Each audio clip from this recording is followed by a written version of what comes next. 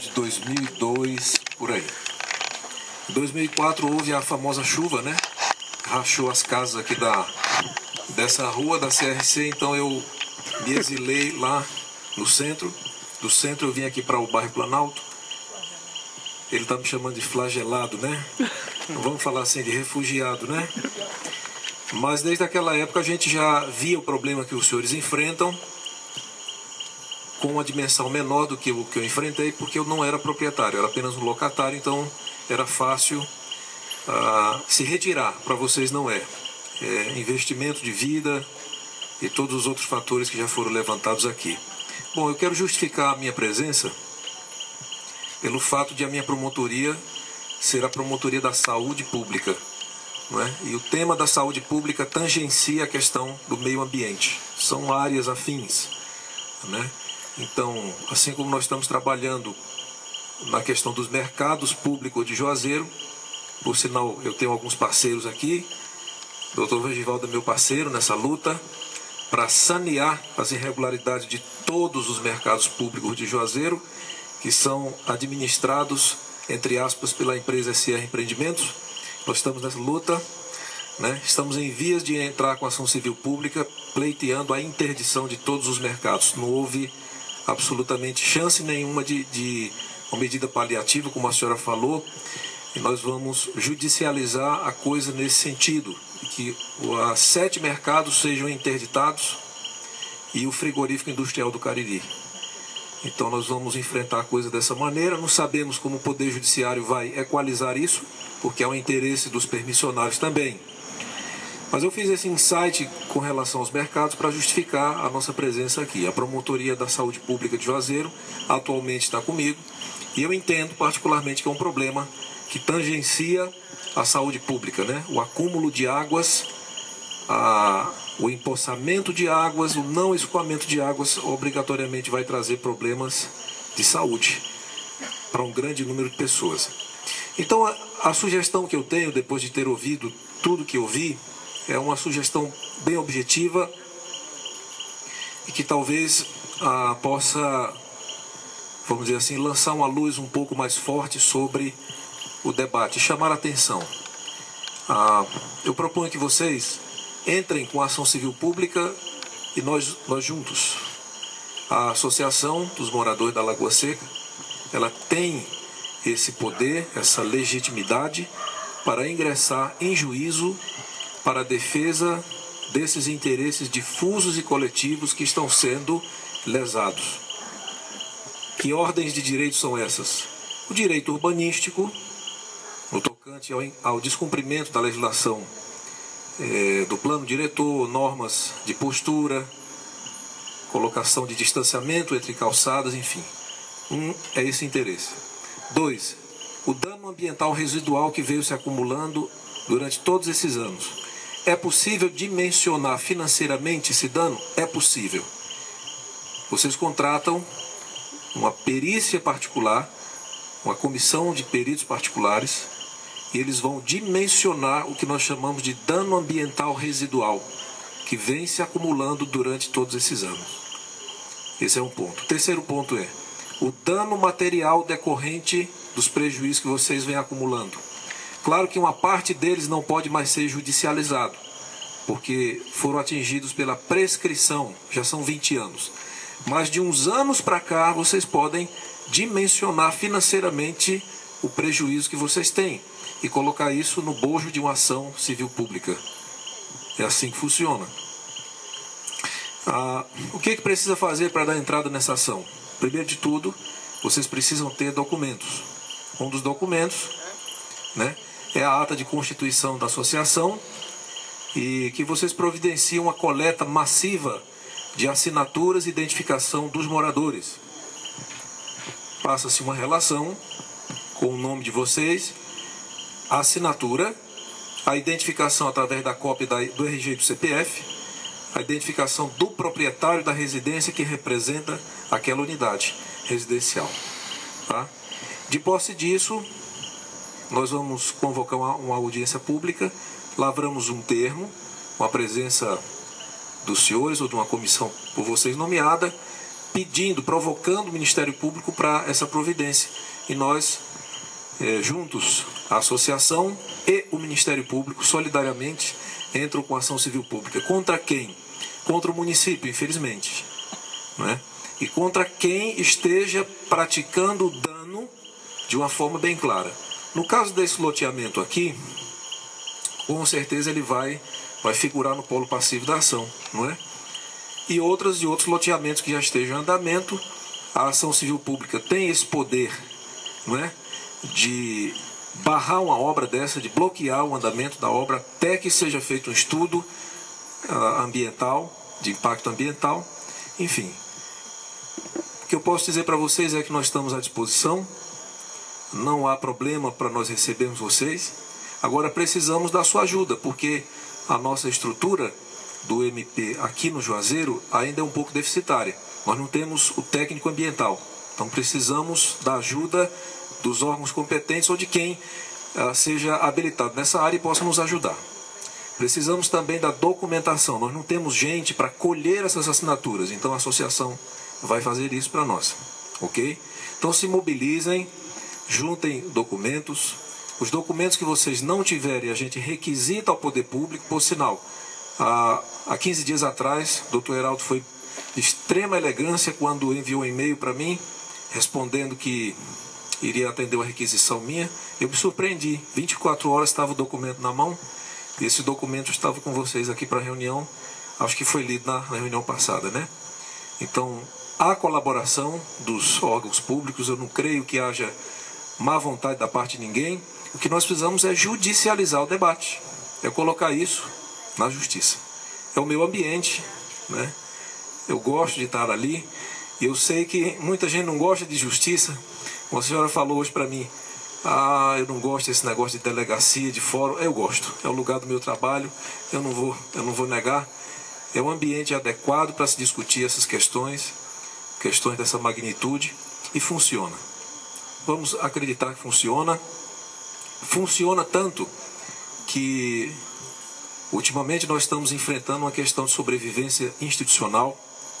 Lá em Brasília, o Congresso Nacional está para votar uma PEC, a PEC 37, os senhores já ouviram falar, e essa PEC 37 é simplesmente para tirar de nós o poder de investigação. Só. Enfim, eu acho interessante que nós estamos andando na contramão dos países menos desenvolvidos do mundo. Nós estamos querendo ficar igual a eles no tocante à investigação. Quanto menos investigação no Brasil, melhor. Para alguns, né? Eu quero dizer para vocês que o nosso país é o recordista mundial de casos criminais não esclarecidos. 92% dos crimes cometidos no nosso país não são apurados. Somente 8% são esclarecidos. 8%. Por quê? Por causa do procedimento de investigação que é deficitário. Então estão querendo tirar mais isso de nós, né? Então eu peço a ajuda de vocês também no seguinte sentido: como associação, os senhores podem nos ajudar fazendo a propaganda contra a PEC 37, porque do contrário, se esta PEC passar agora em maio, no final de maio para o começo de junho, ela se torna emenda constitucional e todos os procedimentos de investigação em curso, comandados pelo Ministério Público, e aqueles que poderiam ser instaurados, se acabam por ali. Fim de papo, né? E aí a gente volta àquela condição de apenas atuar na área criminal, que é típica, né? Ação penal pública incondicionada, tribunal do júri, pequenas causas, enfim. E se perde muito para a sociedade, ok? Então, objetivamente, eu peço a vocês que se mobilizem o quanto mais rápido possível para a gente ingressar com a ação civil pública em face do município, para que ele tome as medidas que ele precisa tomar em caráter de urgência e não vinculado a plano de projeto. Essa é a questão. Se existe um cronograma administrativo, nós podemos adiantar isso através de uma medida judicial em face da urgência. Então, vocês precisam nos ajudar, ok? Eu quero agradecer a todos pela lembrança que o João teve quanto à minha pessoa. Sinto-me honrado em participar dessa reunião com vocês e poder ajudá-los de alguma forma. Estou feliz por ter visto rostos conhecidos aqui. Doutor Fernando é meu amigo, Sampaio está ali atrás, e a esposa. Esposa do Sampaio. Não tem nome, né? Tem... Ela tem nome, sim. É que eu não estou lembrado. A Rejane. A Rejane trabalhou com os meus filhos lá no Schomberg, há alguns anos atrás. Alguns outros rostos conhecidos, né? E os que eu tenho a honra de conhecer agora. Ok? Pois não. Essa ação pública pode ser contra o loteamento também, dentro da ação? Também. E contra as imobiliárias que liberaram esse loteamento de forma irregular? Também. Tudo junto? Ou junto ou separadamente. É só o município. Depende só, vamos dizer assim, da conexão entre os danos causados por elas. Supondo, 2 loteamentos são responsáveis por um dano, por um segmento desse dano. Isso pode ser comprovado. Então elas podem ser colocadas no mesmo bolo. Mas assim, o certo mesmo é que a municipalidade esteja presente, porque tem responsabilidade objetiva nisso. E eu quero dizer para vocês que não há como argumentar contra esse princípio, porque a administração pública se rege por um princípio de continuidade. Então, os atos da outra que foram mal feitos, ou quem continua sendo municipalidade, enfim, isso é princípio de administração. Né? Não há um corte. Fulano fez errado, eu não faço, então não sou responsável. Não existe isso. Há uma continuidade, é município, embora a gestão política seja diferente. Entende? Mas assim, o fato de poder incluir outras pessoas, terceiros, isso aí é tranquilo. Quem estiver conectado a algum dano urbanístico, meio ambiente, saúde pública, pode ser incluído numa ação civil pública. Ok?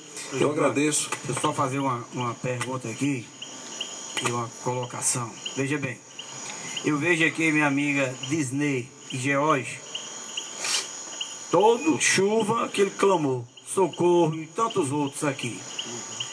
Porque a empresa fez um loteamento indevido, o município aprovou, cidadão desavisadamente comprou o lote no curso natural das águas, como está sendo feito hoje, lá no Caique. Está sendo o que foi feito aqui há 20 anos, está sendo feito hoje lá. Você vê o lote, vai ser lá no curso das águas. Tá. Aí o cidadão construiu sua casa e empregou 10, 15 anos da sua vida, todas as suas economias ali. Eu pergunto, tem como, eu repito a pergunta do rapaz, tem como responsabilizar essa imobiliária ou esse empreendimento que vendeu uma bomba praticamente para aquela pessoa, para ser indenizado? Por exemplo, essa área é baixa, então ele agora tem que construir a casa desse cidadão numa área mais alta? Existe essa possibilidade? Tudo é possível em direito, a questão é como se requer, não é? Você pode requerer a indenização por uma compra mal feita, por uma propaganda enganosa, por algo que você comprou gato por lebre e foi enganado. Bom, tudo depende de como se requer, agora tem que ser requerido e no prazo. Se os prazos deixam muito assim, a Deus dará, né, ao alvetrio das pessoas, geralmente a gente tem a mania de deixar muito para lá, né, e a gente é atingido pela prescrição. Existem determinadas ações que, se não forem tentadas no prazo, um prazo legal, taxativo, fatal, aquele direito não pode ser mais questionado, ele prescreve. Então nós temos que verificar isso, cada um que se sente prejudicado tem que analisar isso, a partir de que ponto o seu direito não pode mais ser requerido por causa do tempo. Então o tempo ele mata o direito. Existe um princípio em direito que diz assim, o direito não socorre a quem dorme. Então é preciso estar bem esperto para saber a partir de quando eu posso requerer os meus direitos que eu fui prejudicado nessa questão das águas. Porque pode estar muitos direitos prescritos, né? Uma parcela desses danos já não poderem ser mais cobrados. Então, quanto mais tempo passar, menos vocês vão ser ressarcidos. Mas assim, eu quero me colocar à disposição de vocês, agradecendo a oportunidade e pedindo ajuda dos senhores para a gente se ajudar.